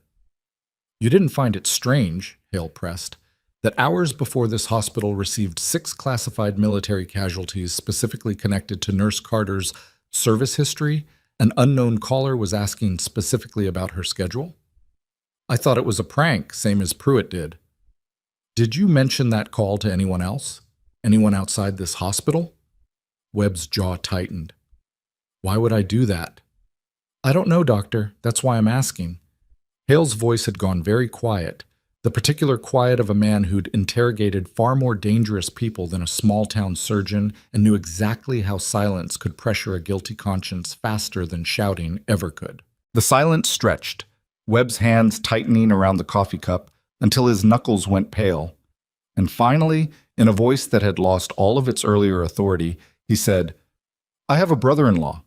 Works in some kind of contracting role, government adjacent. I never asked too many questions because frankly I didn't want to know. He calls sometimes, asks me about hospital stuff, patient flow, staffing, nothing I ever thought mattered. Did you tell him about the call this morning? Webb's silence was its own confession. Dr. Webb, Hale said very slowly, did you tell your brother-in-law that a federal office had called asking about Nurse Carter's schedule? I didn't think it meant anything, Webb said, his voice cracking. He asked how my day was going. I mentioned it was strange. I mentioned the call. I never gave him details I didn't have. I didn't even know who Carter actually was at that point. You gave him a timestamp, Emily said quietly, the first thing she'd said since entering the room. You gave him confirmation that the inquiry happened, which means you gave him confirmation that someone in your hospital was important enough to warrant a federal call. That's not nothing, doctor. That's exactly the kind of confirmation someone tracking a leak would need. Webb stared at her, and for the first time in 14 months, Emily watched something in his expression crumble entirely. Not anger, not defensiveness, just the slow, sick realization of what his careless conversation might have actually caused. I didn't know, he said.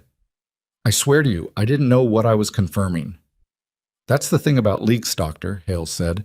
Most of them don't come from people who know exactly what they're doing. They come from people who think a casual conversation doesn't matter, right up until it gets someone killed. Cruz had already pulled out a tablet, fingers moving quickly. Sir, I'm running the brother-in-law's name now, Webb.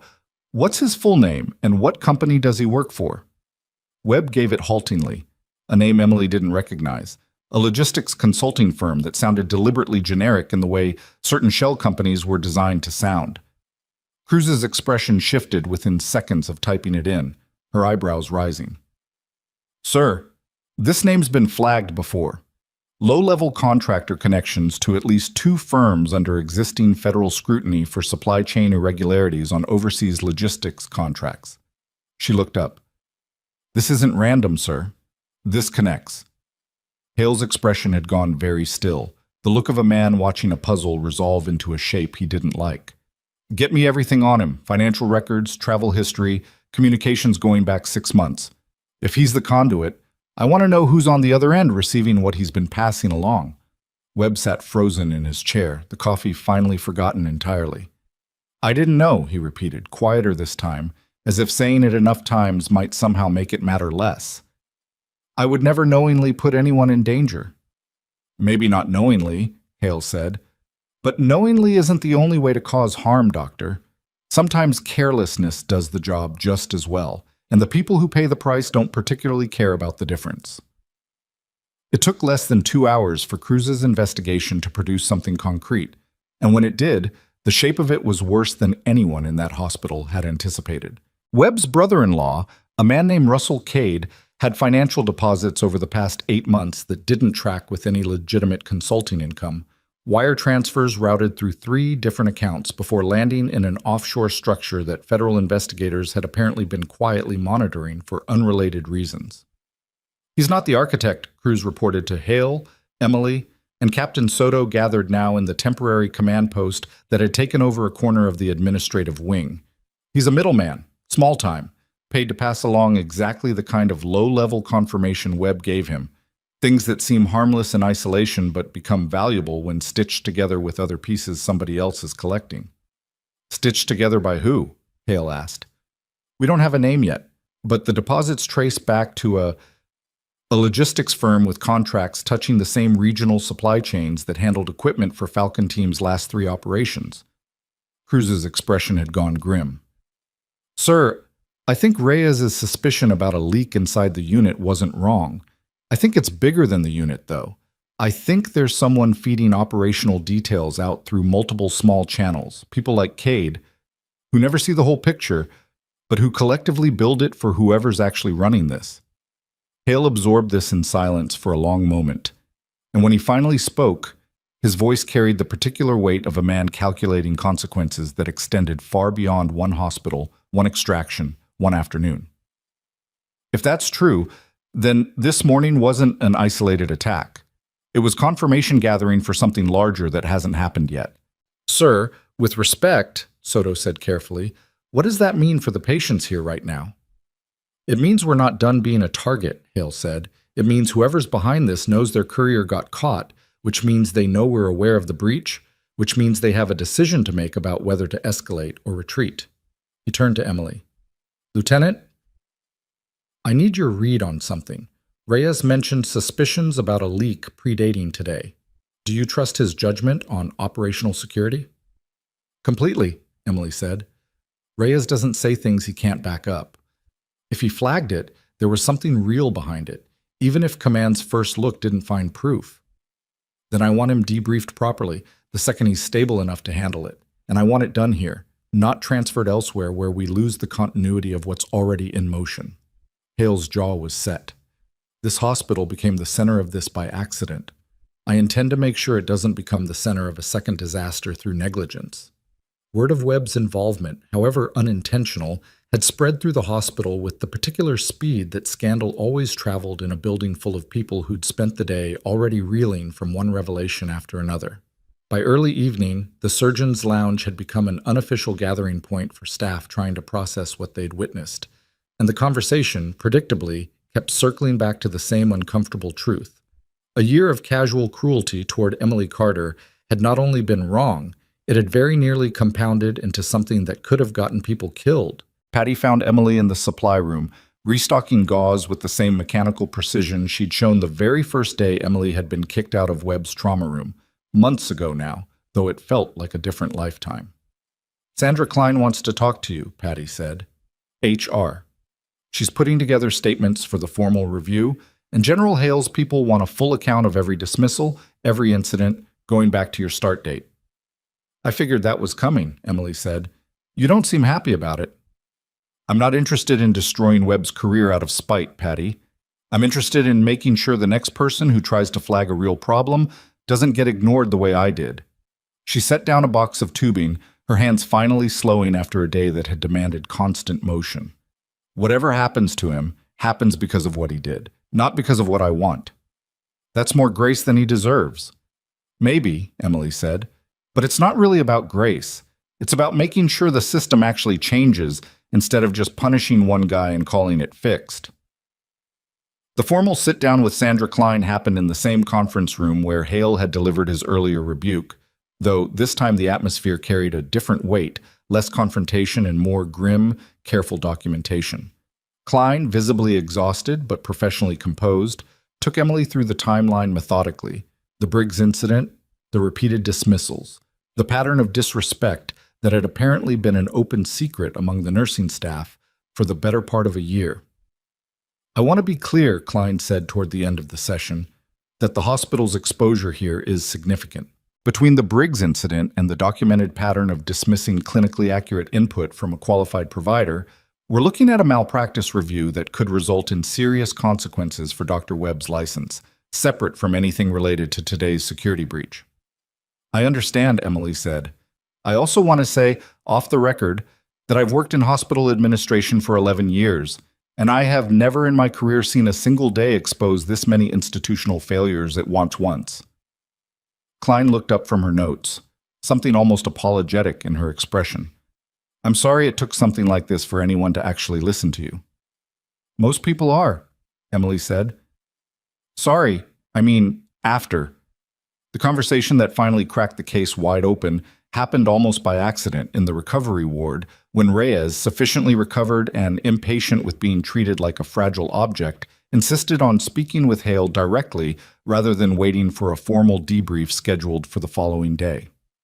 Emily was present, partly as his nurse and partly, she suspected, because Reyes trusted her enough to want a familiar face in the room while he said things that might get someone he knew in serious trouble.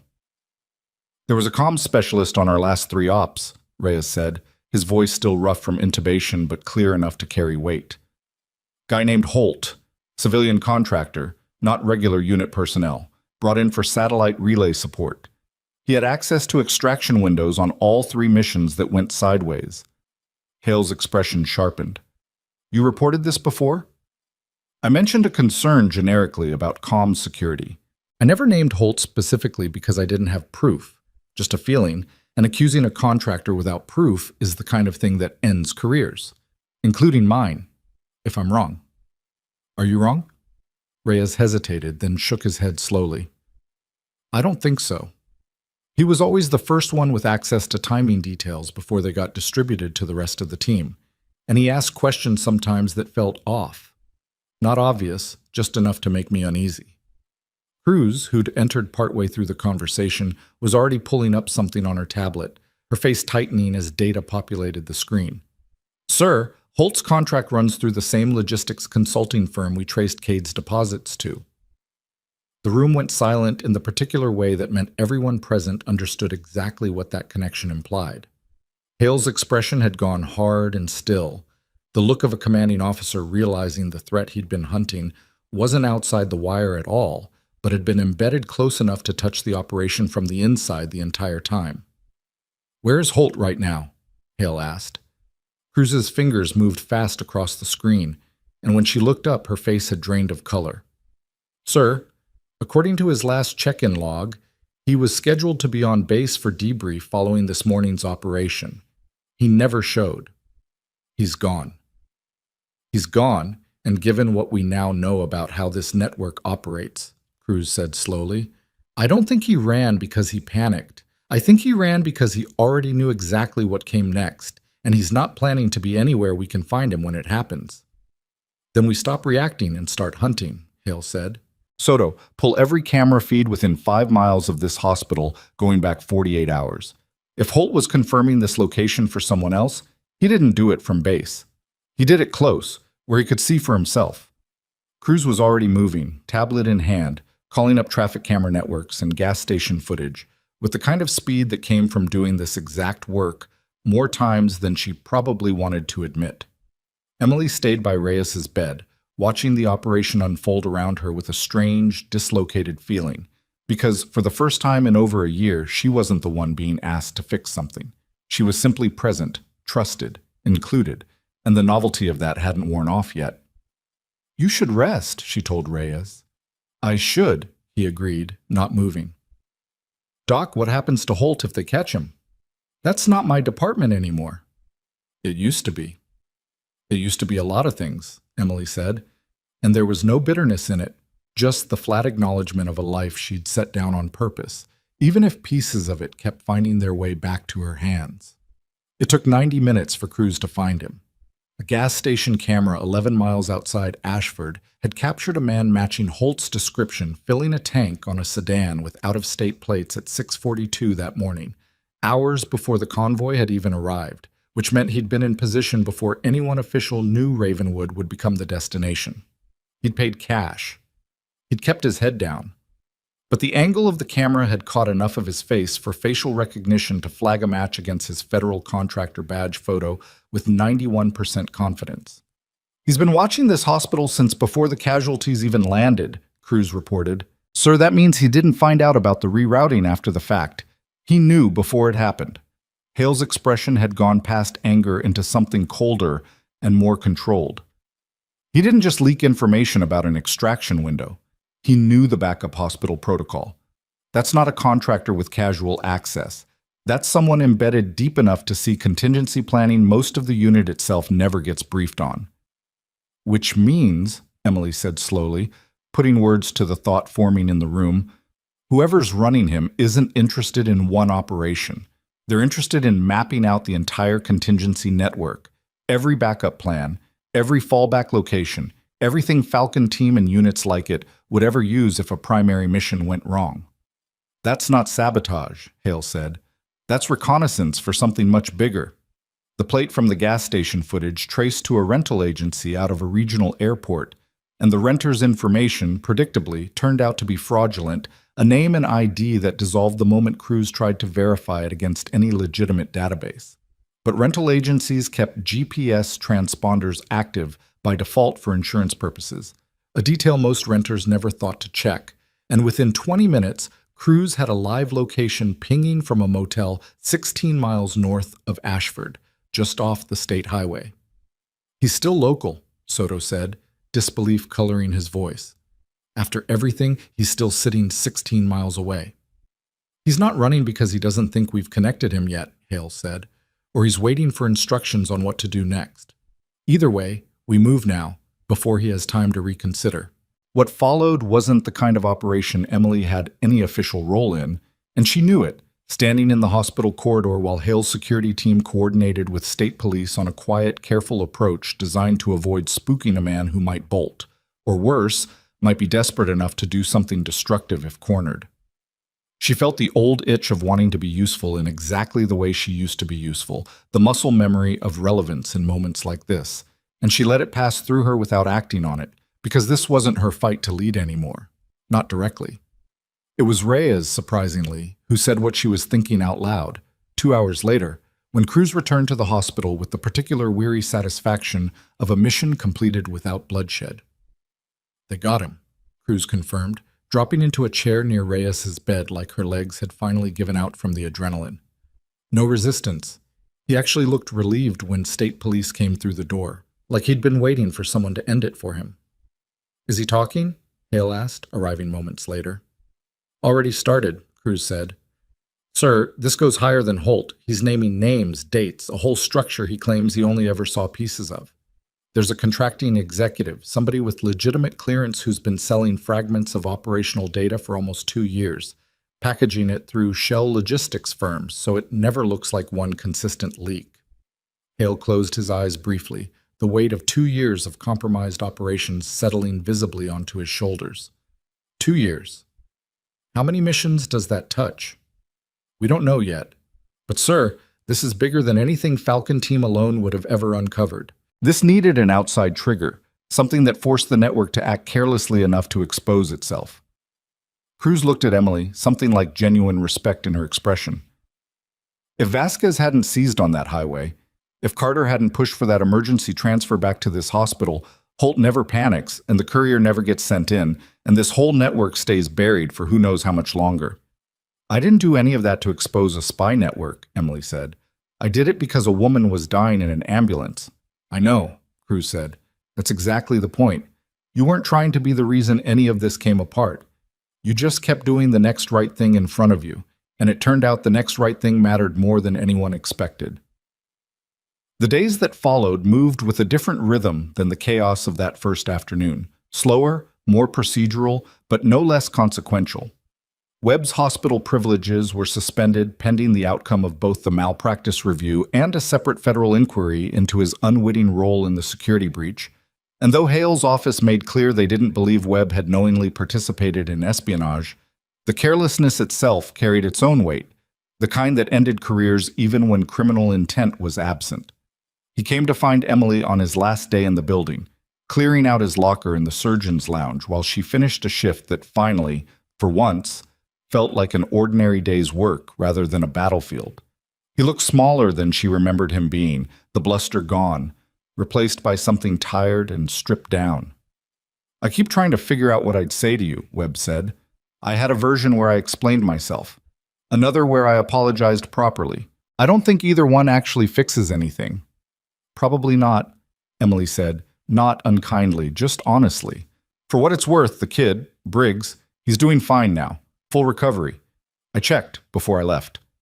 Webb's hands tightened around the box he was carrying. I don't know if that matters to you. It matters, Emily said. It always mattered more than whatever was happening between us. That's kind of the whole problem, Doctor. You made it about pride instead of about him. Webb had no answer for that because there wasn't one. And after a moment, he simply nodded and walked out of the lounge, out of the hospital, out of a career that he'd spent 19 years building and one single afternoon revealed to be built on assumptions that should have been questioned a long time ago. 2 weeks later, General Hale returned to Ravenwood, not in the chaos of an emergency this time, but in the quieter, more deliberate context of a formal ceremony, one that had required more paperwork and more declassification approvals than Emily had fully understood was possible to move through that fast, though she suspected Hale's personal involvement had something to do with the speed of it. The hospital's main conference room, the same beige room where Webb had been confronted weeks earlier, had been rearranged, chairs set in rows, a podium brought in from somewhere, and the staff of Ravenwood Medical Center filled nearly every seat, doctors and nurses and techs who'd spent over a year walking past Emily without a second glance, now sitting in respectful silence, waiting.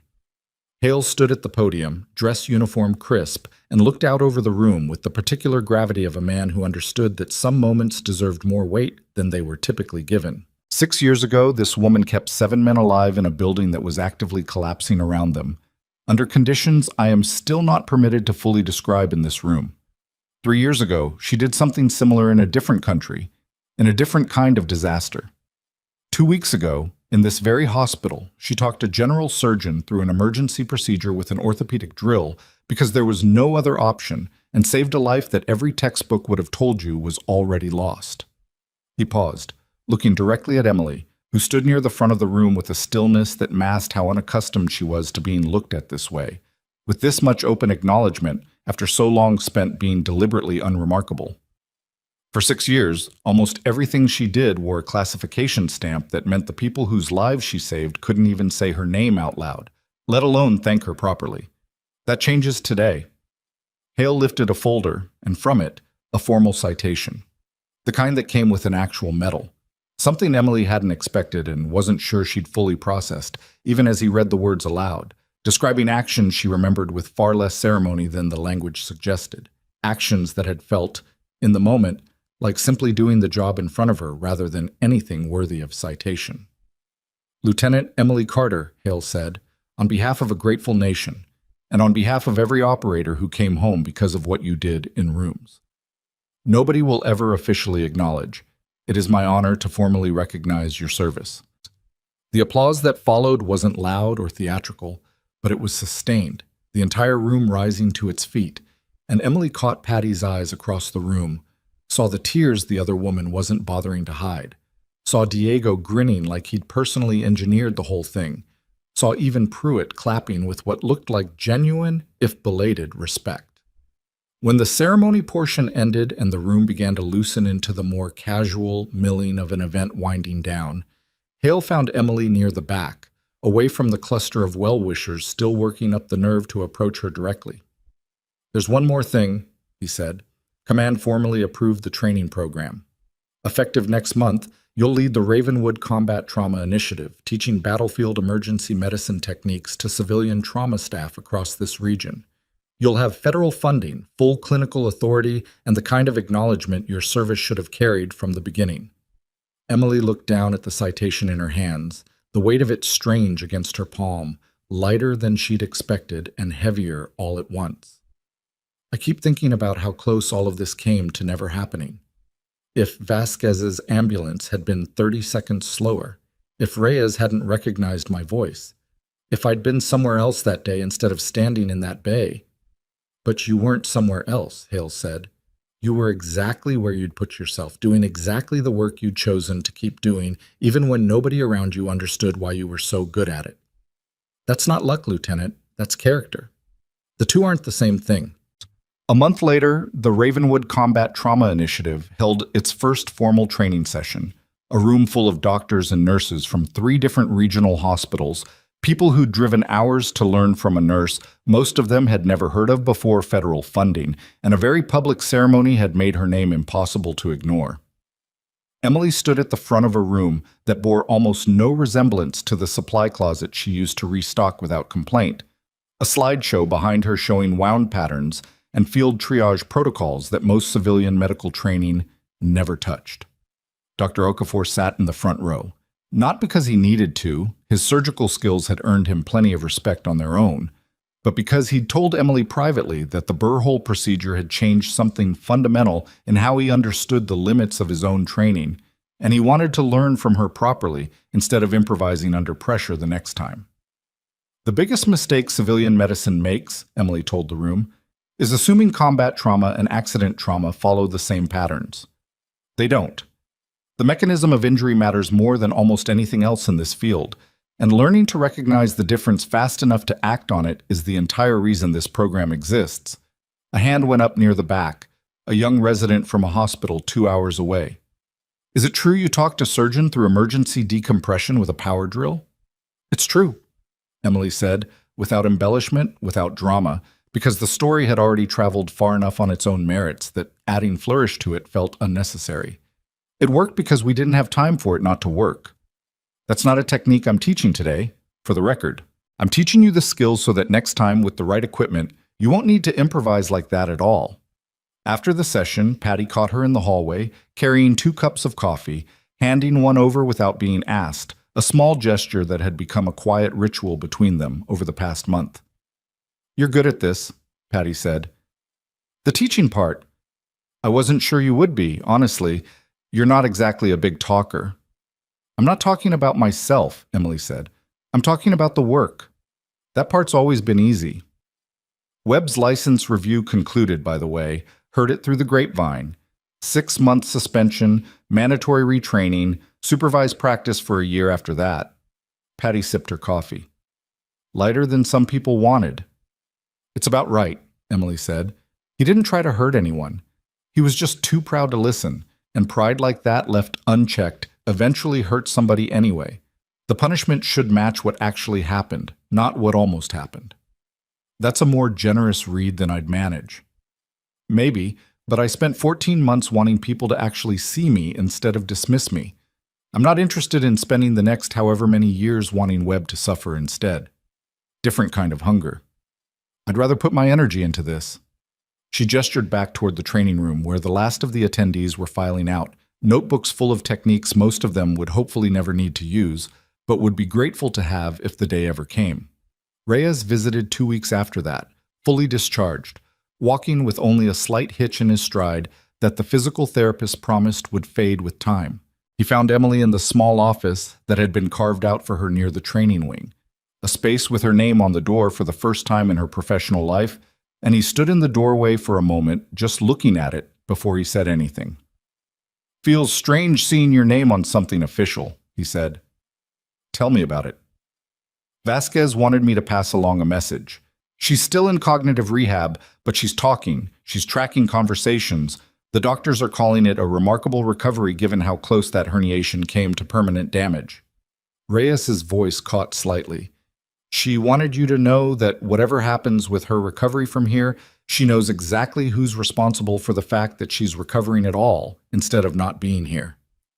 Emily was quiet for a moment, feeling the particular weight of that kind of gratitude, heavier somehow than the medal, heavier than the ceremony, because it came from someone who'd lived through the actual cost of what almost hadn't worked. "Tell her I'm glad. Tell her I'd do it again, every time, no hesitation." "I believe you," Reyes said. "I've watched you do it more than once now." He hesitated at the door. "Falcon team's getting reassigned, by the way. New comms protocols, full vetting on every contractor with access to extraction planning. Command's treating the leak investigation as the most serious internal security failure in years." "How far did it actually go?" "Higher than anyone wants to admit publicly. The executive Holt named, the one running the Shell network, he's facing federal charges now. Espionage, conspiracy, a list longer than I can keep straight. They're saying it touched at least 11 operations over 2 years, not just 3. Reyes's jaw tightened at the number. 11 operations where somebody, somewhere, paid for information that put American lives at risk for profit. "And it ends because a woman seized in an ambulance on a Montana highway," Emily said quietly. "It ends because you didn't let her die in that ambulance," Reyes corrected. "There's a difference, Doc. The seizure was bad luck. What you did about it wasn't luck at all." That evening, Emily sat on her porch the way she had so many evenings before, Tucker curled against her leg, the mountains dark against a sky just beginning to show stars, the cold creeping in the way it always did this time of year in Ashford. But something about the quiet felt different now. Not the muted, watchful quiet of a woman hiding pieces of herself, but the settled quiet of someone who'd finally stopped needing to. She thought about the version of herself who'd walked into Ravenwood 14 months ago, certain that disappearing into an ordinary job was the only way to survive everything she'd carried out of 6 years of service. She'd been wrong about that, she understood now, not because hiding had been foolish, but because hiding and healing weren't actually the same thing, no matter how much they sometimes looked alike from the inside. Healing, it turned out, hadn't required her to stay small. It had just required her to find people, eventually, who were willing to see the whole picture instead of the convenient, dismissible fragment. She thought about Webb too, not with anger anymore, just with a kind of tired clarity.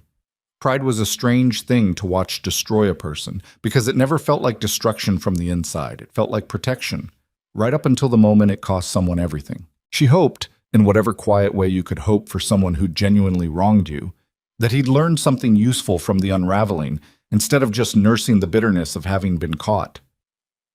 Her phone buzzed on the porch railing, a text from Diego. "Training session tomorrow's already got a wait list. You're famous now, try not to let it go to your head." She smiled, typed back a single line, "Too busy for an ego, see you at 6, and set the phone down, looking back out at the mountains. There would be more days like the one that had changed everything, she knew. Not identical, never identical, but there would be more emergencies, more moments where the easy thing and the right thing pulled in different directions, more rooms full of people deciding in real time whether to trust someone whose competence didn't announce itself loudly. That was the actual lesson buried under everything else, she thought, the one she planned to teach every single person who walked through her training program from now on. Quiet skill was still skill. Unassuming people still carried entire histories worth listening to. And the cost of dismissing someone before you understood what they actually knew wasn't abstract. It wasn't a hypothetical lesson in a textbook. It was measured in real time, in real lives, in moments that didn't offer second chances if you got them wrong. She'd spent 14 months being underestimated, and somewhere in that long, quiet stretch of being overlooked, she'd almost convinced herself that being overlooked was simply who she was now, the price of a life that demanded silence in exchange for safety. But the truth, the one she finally let herself believe sitting on that porch with the cold settling around her and a dog snoring softly against her leg, was that the silence had never been who she was. It had only ever been armor, temporary, necessary for a while, but never permanent, and now, finally, she didn't need it anymore.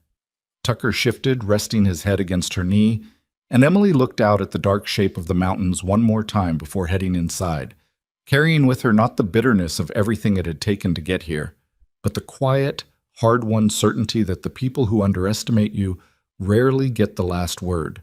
Not if you keep showing up, keep doing the work, and wait, with whatever patience you can manage, for the moment the truth finally finds its own way into the light.